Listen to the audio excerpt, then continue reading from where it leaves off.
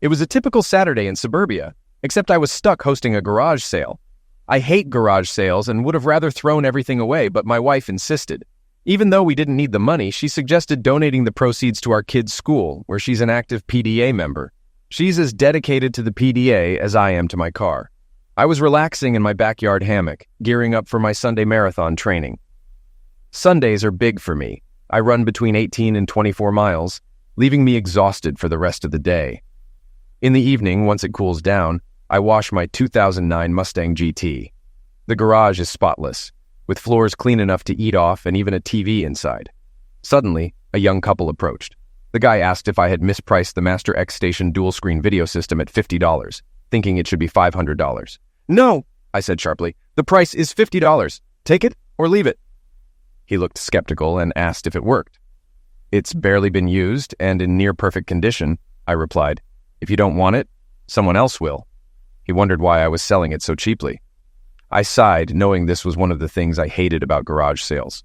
I invited them to sit and offered beers while I shared my story about how video games nearly ruined my life. My name is Perry Tyler. I have a degree in manufacturing technology from U of M and work as a lead CNC programmer at Thompson Manufacturing. I live in the suburbs of Michigan, just outside Detroit. When this all started, I'd been married to Denise Ankovsky for about 10 years.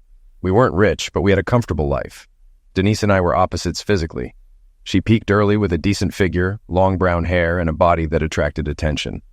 I was a nerdy, thin guy with big glasses, socially awkward and shy.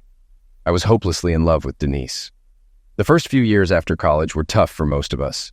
Denise worked as a waitress while I landed my current job, quickly moving up from CNC operator to programmer, earning more money with each promotion. I kept in touch with college friends and eventually got closer to Denise. We started dating and things got serious. Denise was the first woman to truly let me enjoy closeness, unlike the rushed encounters I'd had before. After a year of dating, I realized Denise was my best friend. I couldn't stand being apart from her.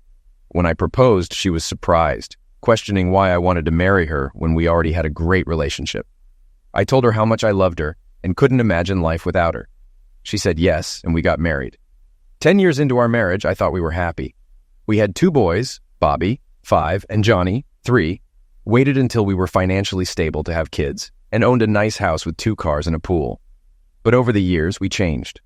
Denise had gained weight and looked like a typical suburban housewife, but I still loved her deeply. Despite her physical changes, Denise was still the woman I loved and the mother of my children. Our bond was strong, and a little extra weight couldn't change that. I often showed my affection in playful, sometimes outrageous ways. Meanwhile, I gained confidence in weight thanks to my job and working out, and switched to contacts. We had our ups and downs, but our love and commitment remained strong. The issue began when our babysitter, Mary Claire Thorpe, made a comment at a barbecue we hosted to celebrate her associate's degree in childhood development. Mary Claire, a striking yet shy girl, had a slim but curvy figure. Despite her attractive features, I had never felt any lust toward her. At the barbecue, which included our kids, Mary Claire, her brother Stuart, and some neighbors, Denise gave Mary Claire a laptop. Jokingly, Denise said it was probably car-related because I picked it out. Mary Claire, tipsy from a few drinks, blurted out, "Mr. Tyler's not a nerd, he's hot, I'd do him in a heartbeat." Denise's eyes narrowed, and I realized she hadn't really noticed me in a while. We were just mid-30s parents with kids and a mortgage. Hearing I was hot made Denise see me differently, especially since she used to be the attractive one, and I wasn't. Denise and I mostly focused on family activities, which had dimmed the spark in our relationship. To rekindle it, I decided we needed new hobbies together. Reading about online carnivores and gaming rooms, I thought playing video games with our kids would be good. Since I'd never been a gamer, I needed a head start. I bought the best gaming system in popular games. I set up a professional dual monitor system so Denise and I could play together and against each other. When I brought it home, Denise looked at me like I was crazy. "This will recharge things around here," I said. "How?" she asked. "We'll play together to improve our teamwork and compete for prizes." "What kind of prizes?" she asked skeptically. "The winner can do anything they want to the loser," I suggested. "Don't get your hopes up, Perry," she smirked. "I'm not letting you screw my bum just because of a game. Why can't you be happy with what you get?" "Because I want all of you," I said. She smiled, looking happier than she had in a while. But that lasted until we started playing. I adapted quickly to the games because of my job, but Denise struggled. Modern video games require dexterity, fast reflexes, problem-solving, and an instinct. Denise had none of these. Our first gaming night was a disaster. Playing beyond the call of duty, Denise was repeatedly eliminated before she could figure out where we were. Frustrated, she eventually threw the controller down and walked away. The next evening, Denise and I decided to play against each other offline. "So, what's the prize?" I asked. "Not what you're hoping for," she smirked. "I'm not taking that risk until I'm skilled enough to prevent your victory." Disappointed, I eliminated her 15 times in 14 minutes. I didn't get any lovemaking, not even a head, and Denise barely spoke to me for 2 days. I was ready to pack up the gaming system when I got an excited call from Denise at work. "Saturday night," she said. "What about it?" I asked. "We'll play for whatever you want," she said. "If you win, you get to have lovemaking with me. If I win, you have to pleasure me exactly how I want." "What brought this on?" I asked. "Mary Claire's brother, Stuart, is giving me gaming lessons," she explained. "He saw our game system and offered to teach me for $10 a session. So Saturday night, it's on." From that Monday, we exchanged glances and smiles all week. Even our lovemaking was more intense. Denise teased me, knowing I was imagining winning the game. Saturday night arrived. After dinner and the kids were in bed, Denise and I showered and met at the gaming system, both in robes. We played Beyond the Call of Duty. The first to 5 eliminates would win. I quickly got the first eliminate, but then Denise eliminated me 5 times in a row with impressive skill. She smirked and led me to the bedroom. I fulfilled her desires as promised. After 3 peeks, she pushed me away, unable to take more. "Do you want to?" she asked. "I'll do you now. Do you want to screw me, or should I just give head to you?" I was so pissed, I turned down the giving a head and barely wanted to look at her. The next day, Sunday, I ran 20 miles and washed my car. Denise asked if I wanted to play again, but I declined. I watched her play, and she was amazing, using cheat codes and combos I didn't know. By the time she finished, I never wanted to see that game again. Later, I tried playing Unmapped, an adventure game with complex puzzles. Denise joined, but was terrible at it. I sensed a rematch and set it for a week later. This time, we'd play the online version of Unmapped, and the first to find the treasure would win. "What are we playing for this time?" she asked. "You already know what I want," I replied.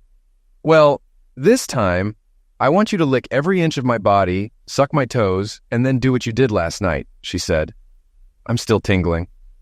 I just went out to wash my car. During the week, I played Unmapped a lot and got deeply into it. I also spent time in chat rooms learning more about the game. Since each session was different, Denise couldn't really practice for it, making the contest fairer. Saturday arrived, and we showered and undressed after putting the kids to bed. We started the game. Denise excelled in the shooting battles, while I was better at solving the puzzles. She won, barely. As promised, I licked every inch of her body and sucked her toes, making her moan loudly. "Perry, I love it when you do that," she said. "And I love you. Buying this game was the smartest thing we've ever done." "I'm glad you're happy," I said, though I didn't really feel it. "So what about next weekend?" she asked. "What about it?" I replied. "We still have 1 game left and neither of us has played it yet," she said. I grabbed the game box and read it with her. "You're on," I said. "This one may be tough for you." She smiled. "If I win, you have to lick what you want most but won't get it." "What do you want if you win?" she asked. "Nothing," I said. That puzzled her. She moved closer and wrapped her arm around me. "But don't you want to?" she asked. "Not anymore," I said. "It's been over a week since we—" "Denise, you just had 3 peeks," I said. "That should be enough." The next day during my 20-mile run, I had plenty of time to think. Washing the car afterward also gave me time to plan for the following Saturday. I decided to do something a bit sneaky. While Denise made dinner, I checked out some items in the living room. The next day at work, I used an old nanny cam app on my computer. Years ago, we bought nanny cams to check on Mary Claire. Now I moved one to face the video game monitors to see how Stuart was training Denise. I was working on a new program when I heard Denise talking to Stuart. "Did you win again?" he asked, laughing as Denise nodded. Stuart, unlike his sister, is a large, balding guy in his early 30s with thick glasses and strong opinions on various topics. Watching their training sessions gave me insight. I knew it was cheating, but I needed to understand how Denise was becoming so skilled. It seemed Stuart was a big help in her improvement. "So, do I get paid now?" asked Stuart. Denise suggested that Stuart's friend might be more comfortable on the deck while she gave Stuart his money. I didn't realize I was the one paying him. Besides, there's no rush. We have all morning and most of the afternoon, she said. Stuart's friend muttered something as he walked outside. Once the door clicked shut, Denise pulled Stuart into the living room and dropped to her knees. I watched in shock as she started giving him a head. My heart rate tripled, and I quickly started recording the video feed, told my secretary I had an emergency, and drove home. I parked a block away to avoid detection and quietly entered through the back. Inside, I found Stuart having lovemaking with Denise on our dining room table, while his friend watched and giving pleasure to himself. Hurry up, said Denise. It's not like I enjoy this. You said you had all day, I said loudly. They turned in shock. Denise straightened up and Stuart almost fell over. Perry, what are you doing home? She asked. Oh, crap, said Stuart. My rage took over. I walked straight to Stuart, my fist flying into his face, breaking his glasses. I grabbed his shirt to keep him from falling and punched him again, breaking his nose. Denise, terrified, tried to stop me. Stuart's friend kept doing his job despite the chaos. Denise grabbed my arm, but my reflexes kicked in and I kneed Stuart in the groin, causing him to scream. I threw Denise off me and hurled a snow globe at Stuart's friend, striking his hand and breaking his wrist. Both men were screaming as I turned to face Denise, who was scrambling to find clothes and talk to me. Perry, we have to talk about this, she said. What's there to talk about? I snapped. You've saved your lover for now, but next time it'll be different. Get out of my house, all of you. I don't have a lover, she screamed. I was trying to save you from jail. Our kids need both parents and we can't work this out if you liquidated Stuart. Look at him, he's pathetic. Denise, get out. Take Stuart and his friend with you, I repeated. Stuart was curled up on the floor, holding his groin, his nose swollen and bleeding, with his pants around his ankles. His friend was crying and trying to unlock the door with one hand. I handed Denise her keys and opened the door. She tried to hug me, but I pushed her away. When we talk about this, you'll see it's not as bad as it seems, she said. I'll be back after I take them to the hospital. No, you won't. Go to your parents' house or anywhere else, but don't come back here. Have your dad get your things until the lawyers sort this out. Perry, don't talk like that. This was a mistake. We won't be one of those divorced families. We'll work it out. I don't want our boys growing up in a broken home. I love you. We just need to talk. I slammed the door in her face. I quickly called Mary Claire and asked her to pick up my boys from school and take them to my parents' house, telling her I might be going to jail soon, but not why. Then I rushed to the bank, transferred all the money from my savings account, and closed it. I kept the checking account intact to avoid suspicion. I saw my boss, a friend who had gone through multiple divorces. He helped me set up an offshore account and transfer the cash. I cashed out my brokerage account, losing about 15% in the process, and transferred it as well. My boss suggested I park my car in his garage. My secretary followed me to his house, and I rented a car. Returning home, I saw the police were already there. Mr. Tyler, 2 men are in the hospital with serious injuries, an officer said. They don't want to press charges, but we need your side of the story. I came home and found one of them screwing my wife, I said. I reacted like any guy would. Do you need proof? The officers looked uncomfortable. Come inside, I said. I showed them the video feed up to the point before I attacked Stuart. Sir, I understand what you're going through, said the first officer. Even though they don't want to press charges, we need you to come downtown to fill out a report. You probably won't be there long. I'm ready to go, officer, I said. I don't mind staying down there for a while. I've got everything in order. As I left, I broke my front door key off in the lock. My back door key was in my Mustang's console. Surprisingly, they didn't put me in jail. I was placed in an interview room and they didn't take my phone or wallet. While waiting, I called Mary Claire, who had taken my kids to my parents' house. I thanked her and then explained the situation to my dad.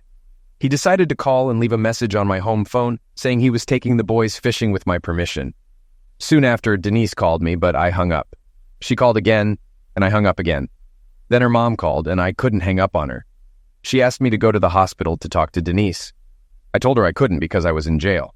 Within minutes, I got a flurry of calls from Denise, none of which I answered. A half hour later, I told my story to the detective. While waiting to be released, Denise stormed into the station and tried to hug me. I backed away.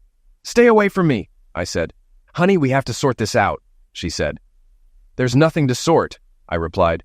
After our divorce, you'll have plenty of time to screw Stuart and anyone else you want. Perry, you're the only one I want, she insisted. Too bad. I'm the one thing you can't have again. Perry, we need to talk. I made mistakes, but I love you, she pleaded.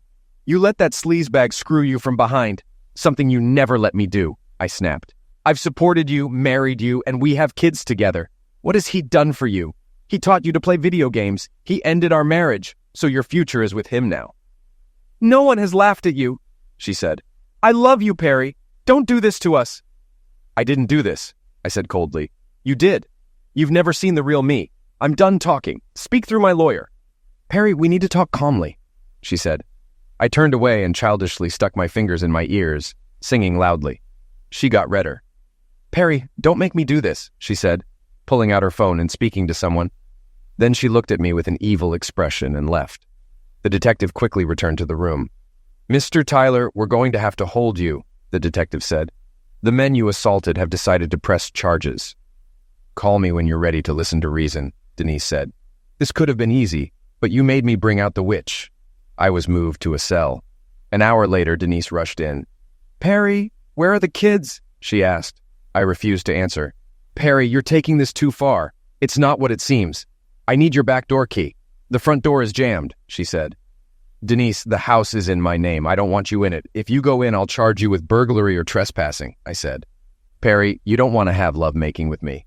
There's still time to apologize and work this out. We can go back to the way things were and be happy. I'll even let you have what you wanted if it means that much, she offered.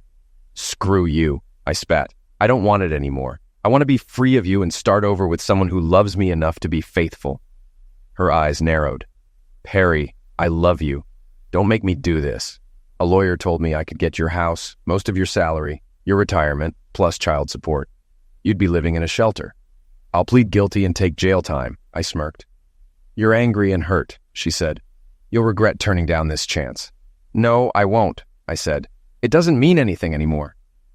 Why not? Did someone else let you? She sneered. It was never about anyone else, I said. I've loved you since college. I didn't mind your past because I thought we'd be together forever. Her eyes filled with tears.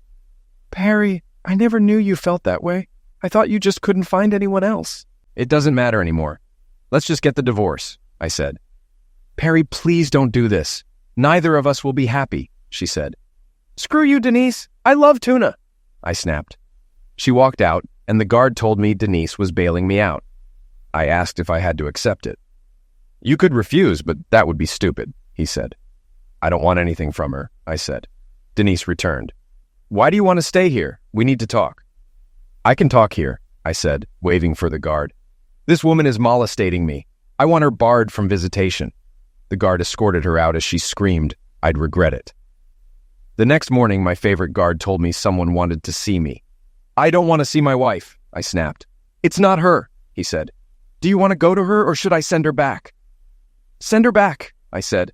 I heard whistles and catcalls as she approached. Mary Claire walked through like a princess. You really did a number on my brother, she said. Denise is livid. What did Stuart do? I told her what happened, and her eyes widened. I'm so sorry, she said. I can't believe my brother would do that. His college career is over. Why? I asked. The dean hates Stuart, she said. He's been on probation. This incident means he's out for good. He'll be stuck in my parents' basement. Can you imagine being that old and still living there? He has Lord of the Rings posters and plays Dungeons and Dragons with other losers. I laughed at the thought. Well, I came to bail you out, Mary Claire said. Why? I asked. Because that's what friends do, she said shyly. MC, you don't have that kind of money, I said. It's my tuition money, she replied. MC, I can't take your money. I'll have the guards give you my bank card, I said. Thanks, though. It means a lot. She smiled and nodded. So you could have bailed yourself out any time? She asked. I nodded. Then why didn't you? 3 reasons, I said. Denise wanted me out. Me being in here makes her feel guilty and keeps her from talking to me. Secondly, I have to be somewhere, and here I get free food. Lastly, until you came, I had no reason to leave. She smiled and arranged my release. The guard asked, This is the same account the other lady tried to bail you out from last night. What's the difference? I like this lady, I said cheerfully. MC drove me to get the rental car, and we had breakfast. I explained everything in detail.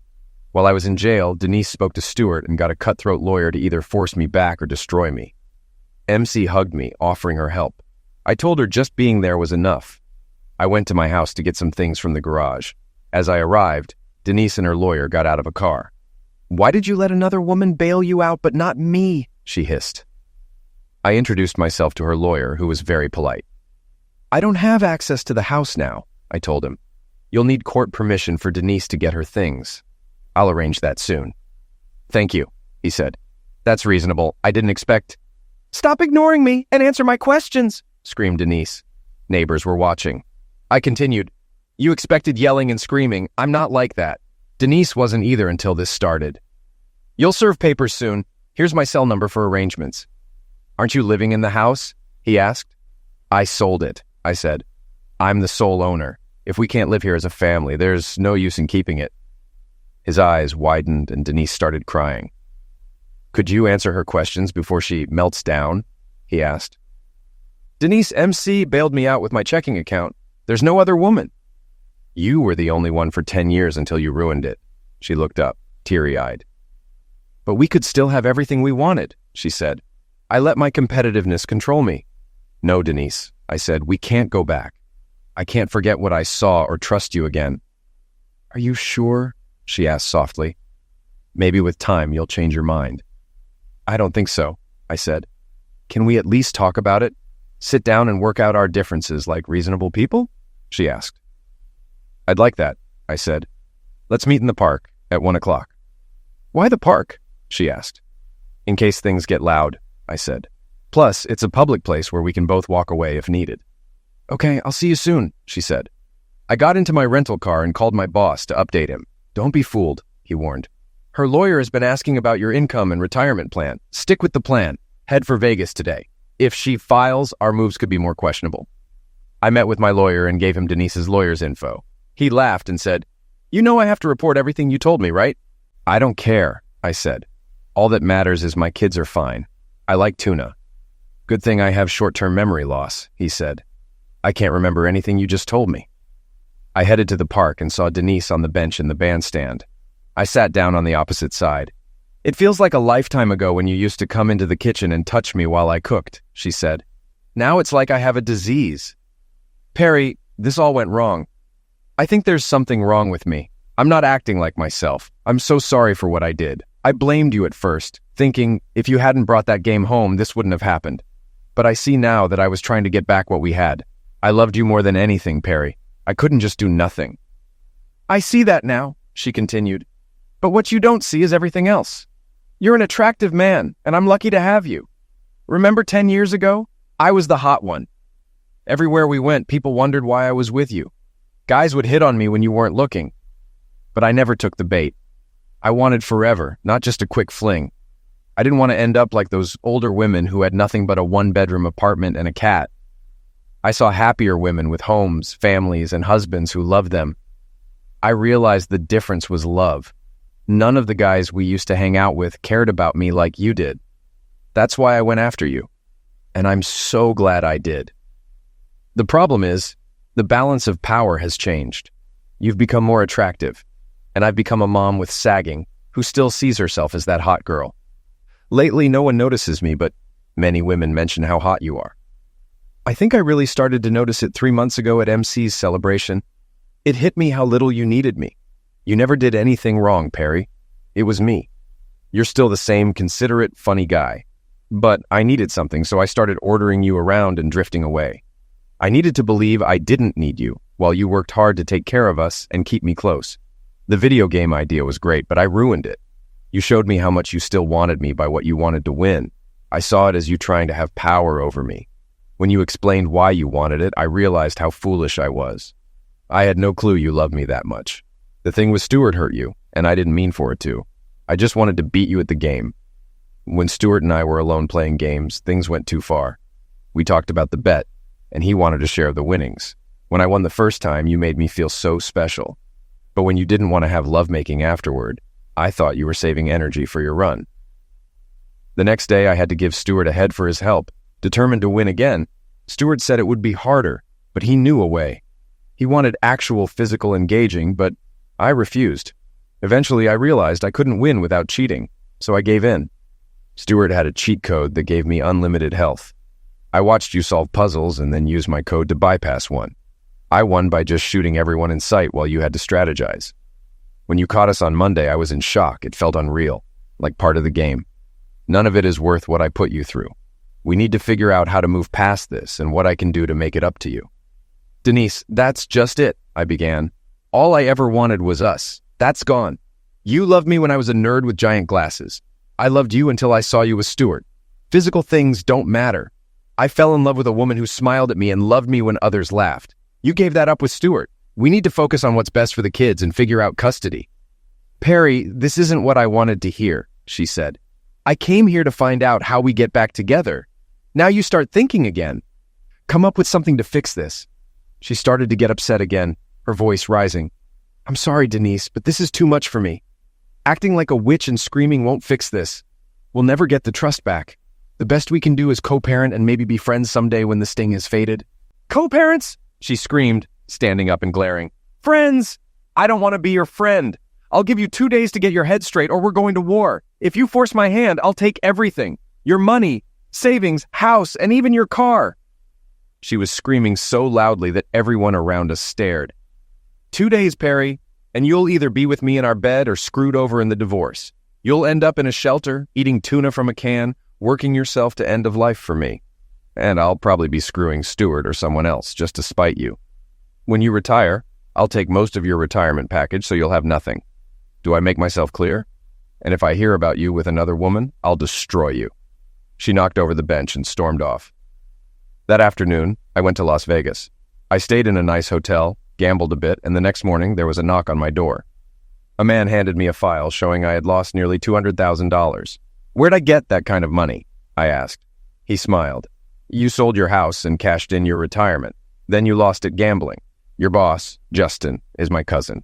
He lost nearly $1 million to his ex-wife and arranged all of this. One of our cousins is staying in your house for the summer. You need to wrap this up before school starts for the kids. I nodded, happy, and decided to stay another day in Vegas. I saw a show, ate rich food, and smiled at a few women, practicing for future dating.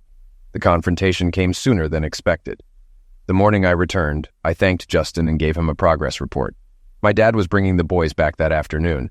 Denise had never asked about the kids, which surprised me. As I parked at the company lot dreaming of my Mustang, Denise's lawyer and another man appeared, with Denise behind them. So, are we going home? She brayed. I just smiled and shook my head.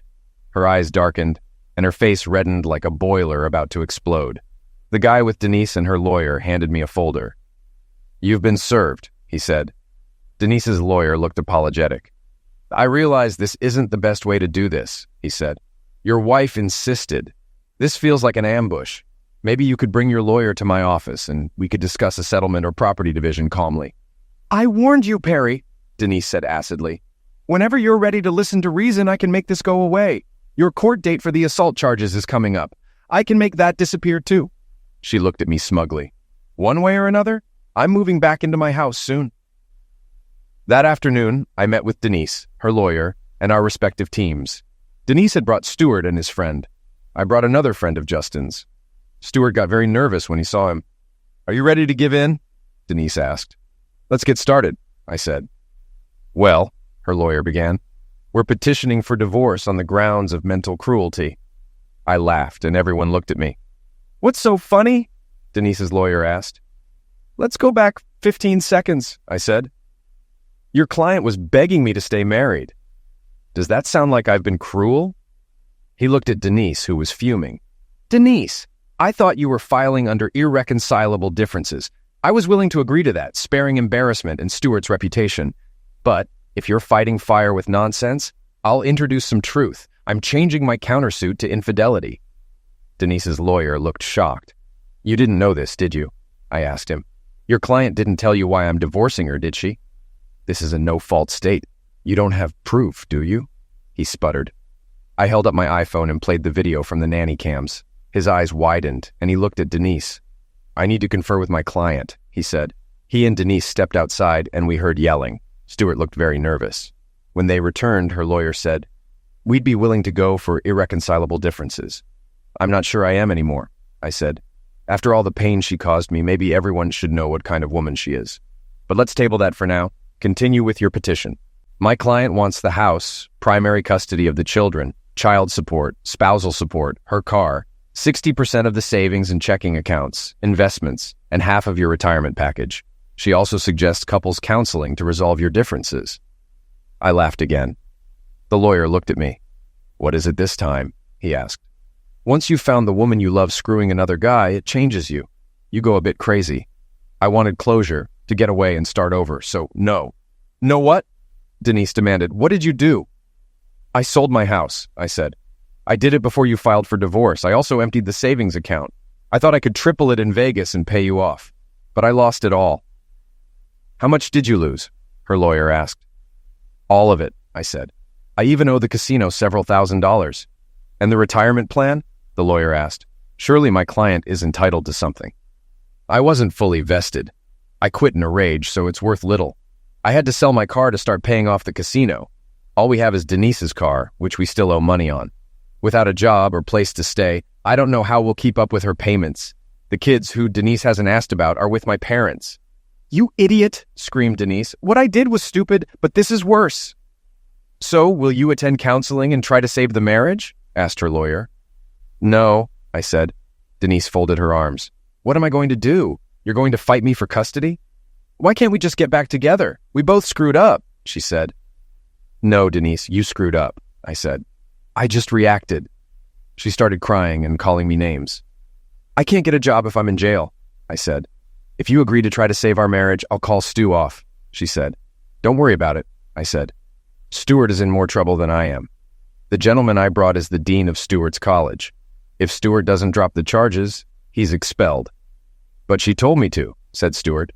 "I wanted to drop the charges, but she said if I did, she'd claim I attacked her." For the next 2 days, we negotiated. Stu dropped the charges. Denise and I agreed to divorce on the grounds of irreconcilable differences, get jobs, and have joint custody of the kids. We got separate apartments with the remaining money in our checking account and closed it. We split the boys' expenses evenly. Denise got a waitressing job, which was tough after 10 years of not working and gaining nearly 100 pounds. I pretended to care when she complained about work for about 2 months. Everything was going well. One morning, I called to tell her that the woman who bought our house was selling it, and I planned to get a mortgage and buy it back. Denise started crying, which surprised me. "I'm sorry, Denise," I said. "This will be good for the boys. They'll have their old rooms back, and you can visit them often. They can still live with you every other week, but they'll benefit from a house with a yard, pets, and a pool." "It's not that," she said. "I found out yesterday that I'm pregnant." I was shocked. "We'll manage 3 kids just like 2. If we were still together, it would be great news." "You don't understand," she said. "The timing is all wrong. I wish this was your baby, but it isn't. My life is ruined." "Have you told Stuart yet?" I asked.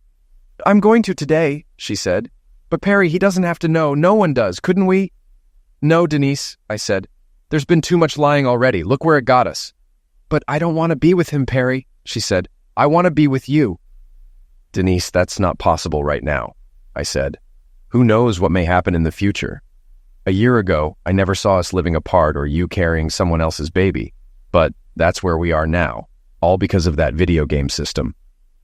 "Video games ruined my life," she said. "No, honey," I said sadly. "It wasn't the games. You not keeping your legs closed ruined both our lives." Over the next few months, things got both better and worse. My summer boarders returned to their home state, and I regained my house. Denise told Stuart about the baby. He denied it was his and got a lawyer. I offered to help Denise through her pregnancy until a DNA test could confirm the child's paternity. As Denise's pregnancy progressed, she struggled to care for the boys, so they moved in with me full-time. Denise still visited them often. I convinced MC, who was always around, to move in and care for the boys full-time. She arranged her fall school schedule to match theirs. Denise lost her job due to her pregnancy, and Stuart begrudgingly let her move into the basement with him, pushed by his parents who were excited about their first grandchild. Stuart and Denise fought constantly. On the other hand, MC started acting more like a wife to me. She did more than care for the boys. She also took care of me. She cooked, cleaned, and spent time with me. It was MC who finally moved the game system into storage. One day, I came home to find it gone. The living room was rearranged with the sofa and love seat in front of the flat-screen TV, creating a cozier space for watching movies together. "Put the steaks on the grill," MC said as I stood there looking at the empty space. "Everyone is waiting for you. The kids can't go swimming until we're outside to watch them. I got a bootleg DVD of The Avengers for after dinner." Where's the—" I began. She crossed the floor and silenced me with a finger on my lips. "Every time you looked at that thing, it made you sad," she said. "It's been months now. It's time to move on." MC was wearing a swimsuit with one of my shirts over it, and I caught a hint of perfume. For the first time in months, I let go of some of my anger over what Denise had done. That evening was perfect, a family night, something I hadn't experienced in a long time. Ever since Denise started distancing herself from me and the boys, I had been trying to win her back. The boys settled on the couch with their popcorn, leaving the love seat for MC and me. We squeezed in together, and the contact felt heavenly. She put her arm around my waist, rested her head on my shoulder, and sighed. Like most men, I hated the idea of snuggling on a couch with a young, beautiful woman interested in me. I continued to pine over my unfaithful wife. For those who missed it, that was sarcasm. Seriously, though, we didn't kiss that night, but sitting there with our arms around each other felt so good that I didn't see much of the movie. As late summer turned to fall, MC and the kids went back to school. We didn't see much of Denise unless we visited her and her new family. This pregnancy was harder on Denise, and she often blamed it on my absence. "That idiot Stuart is useless," she complained. "He's going to be the worst father ever. I'm a 36-year-old pregnant woman. Why am I sleeping in a basement? I have nothing." Denise was becoming more bitter over time. The kind and caring woman I loved was gone. MC and Stuart's parents often said she was only this way because she was pregnant. I wasn't so sure. I think that during our time together, I was always trying to please Denise, so she never had anything to complain about. My refusal to take her back really brought out her bitterness. Denise and Stuart constantly argued about everything. They hated each other and blamed each other for their troubles. Denise hated Stuart because she felt he had ruined her marriage and lifestyle. Stuart felt Denise had cost him his social life and Dungeons and Dragons parties. His parents had grown tired of supporting him. Over the years, his father began telling Stuart to be nicer to Denise because, without the baby, they would have kicked him out. Stuart's parents also treated my kids like their grandkids. It wasn't unusual for me to visit with MC and the kids and have them run to Stuart's parents for hugs and treats. They started giving knowing glances at MC and me, making MC blush. One day, while we were all sitting on the back porch discussing a topic that bothered MC's dad, we received tragic news. MC's dad had called us over because he was fed up. He made small talk while the kids played on the grass with his wife. "So, Mary Claire, does he know you can't?" he asked casually. "Yes, Dad," she said quietly. "Perry knows I can't have kids. He doesn't mind." "So, when are you two getting hitched?" He smiled. MC, as usual, turned bright red. "Dad, we're not—" Before she could finish, he pointed down at us. "So why are you always holding hands and stuff?" He smiled again. "I just don't want him to get lost," she said. "This porch is pretty big." "Yeah, sure," he said. "Surprisingly, no one has ever gotten lost on this porch. Maybe I should put up a map so no one gets lost." We all laughed, but MC and I didn't let go of each other's hands. "The reason I asked you to come over is that I'm fed up. MC, you're 25 years old, have your associate's degree, working towards your bachelor's, have a job, and an apartment you don't live in anymore. You have a family and a man who loves you. Don't deny it, Perry. I've seen the way you look at each other. I'm proud of you, Mary Claire," he said, gently touching her cheek. "But I want to be proud of your brother, too," he snapped. "He's 32, acts like a teenager, and has been in college for 14 years. I'm tired of supporting him. I'm cutting him off, and I need your help. MC, can I sublet your apartment for your brother and Denise? I don't want my grandbaby in that basement. And Perry, you're like my son-in-law, so that makes Stu your brother-in-law. Could you get him a job at your work, even sweeping floors? He has to be able to do something." Then a very pregnant Denise waddled out of the house, holding a piece of paper and screaming, "That's sleazebag!" she cried, cursing. MC immediately went to cover the boys' ears from their mother's tirade, reminding her that the kids didn't need to hear that language. Denise broke down and dropped the paper. MC's parents tried to comfort her. I picked up the note and, after glancing at it, was shocked. I asked MC to take the boys inside and get them something to drink. She offered them soda, and their eyes lit up. I read the note aloud after they left. Denise, I can't take this anymore. I wish I'd never met you. You're a first-class witch and have ruined my life. I don't understand why Perry was upset about losing you. Now I see I did him a favor. He hasn't wasted time replacing you with my sister. She's always had a crush on him. Remember her party? She was drunk but telling the truth. Mary Claire now has the perfect life and man she dreamed of. They used to be yours. But while she's happy, I'm stuck with the harpy from hell. My parents moved you into the basement without asking me. They've tried to mold us into a couple, which I can't understand. This isn't what I wanted. I don't want a child or a wife, especially not you. You're fat, unattractive, and a witch. Even if I loved you, which I don't, I could never trust you. Perry is a good-looking guy, a daddy type with a great job, and he loved you. You cheated on him. How could I expect you not to do the same to me? I don't think the baby is mine. Maybe aliens planted my DNA in you as an experiment. I don't intend to work myself into an early grave like Perry or my dad. I'm too smart for that.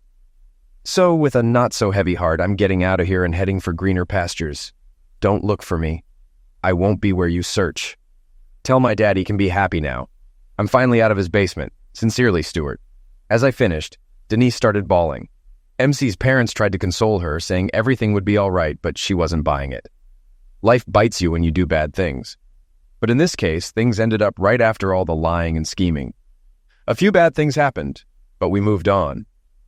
So, I said to the couple, do you want to buy that gaming system or not? The woman reconsidered, while the man began to nod. Just then, their eyes were drawn to a woman coming out of the house with two small boys trailing behind her.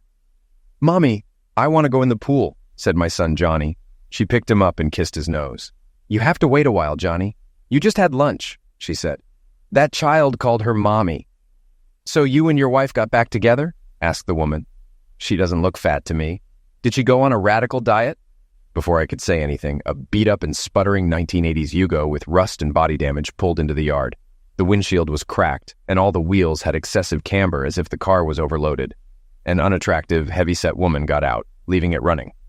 A much larger, heavier man with no chin and huge glasses exited the passenger side and started eyeing my yard sale items. Both of their gazes landed on the gaming system at the same time. I married him, I said to the couple. See? I was referring to the woman who just got out of that car. That is Denise. I wonder what she's upset about now. As we watched, Denise ran around the yard until she found a baseball bat. She pulled out some crumpled bills from her purse and handed them to MC. Here's $50, she said loudly. It's mine, right? MC smiled and nodded. No, Stuart screamed hysterically. Screw you, Stuart. I bought this piece of junk, so it's mine now. As we watched, she raised the bat and smashed the gaming system repeatedly until pieces of plastic and circuit boards littered the yard. Denise laughed maniacally as she destroyed the gaming system. Ruin my life, will you? She screamed as she struck it again. I guess you guys will have to buy something else, I smiled. I think the game system has been sold. Wait, said the woman. I see now that you married MC. But how did Denise and Stuart end up back together? We sat back down at the table, and I told them the rest of the story. Over the next few months, unexpected things happened. Denise had her baby, a little girl who, unfortunately, looks just like Stuart. DNA confirmed the paternity. They still live in the basement with their daughter, but they're not alone. About a month after the baby was born, Stuart called his parents, pleading for help. He had run out of money less than 100 miles from home and got caught stealing food. He got into more trouble when he tried to run from the sheriff and accidentally knocked down a deputy, which is a felony. MC's parents had to pay a lot of money to get him released. Now, Stuart, Denise, and their daughter Betty are all unhappily living in the basement. Denise rarely visits our kids anymore because they're afraid of her. They started calling MC Mommy soon after we got married. Stuart's jail time made things worse, as a felony conviction makes it harder for him to find a job. Denise watches him like a hawk. His parents insisted they get married to give his daughter his name. They still argue constantly, but things are looking up. Denise got another waitressing job, which only pays minimum wage, but most waitresses make good money in tips. Denise is so unpleasant, though, that she rarely brings home any tips. She recently bought Stuart a push lawnmower, and he goes around the neighborhood cutting grass. He competes with local kids for jobs, but he studied marketing in college and plans to expand into shoveling snow in winter and raking leaves in fall. MC came over and brought me another Pepsi. She leaned down, kissed me, and went back to the boys. So things turned out great for you? Asked the man. I nodded. Buying that game system was the smartest thing I ever did, I said. Right then, Denise's car stopped sputtering and died. She stopped smashing the game system and tried to start the car. It refused to start. She just started pounding on it and crying.